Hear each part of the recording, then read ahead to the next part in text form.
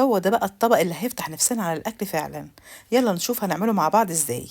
هنحضر مع بعض هنا معانا بتنجان رومي من الأسود، وهنقطعه شرايح مع بعض، وهنحطه في مية وملح كده بالشكل ده عشان ينزل الثمار اللي فيه.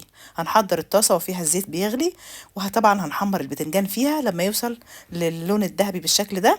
هنزل بعديها بالفلفل الأخضر، أكون مقطعاه برضو شرايح وملحاه بشوية ملح، وأحمره برضو لما ياخد اللون الذهبي.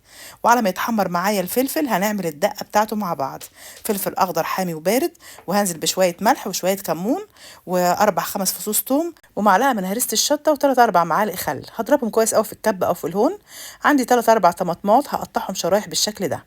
وهجيب الطاسة ومعلقتين زيت فيها من اللي أنا قليت فيه البتنجان والفلفل، وهنزل بقى بالطماطم عليهم بالشكل ده. لما تحمر هنزل بقى عليها بمعلقتين من الدقة اللي أنا عملتها. هجيب بقى طبق التقديم، وهبدأ انزل بقى بالبتنجان عليه بالشكل ده كده، ارصه في الطبق.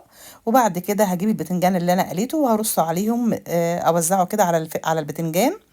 وبعد كده هجيب بقى معلقتين من الدقة اللي احنا عملناها وهرشهم عليها كده الاول، عشان اشرب البتنجان والفلفل من الدقة ويبقى طعمهم حلو قوي.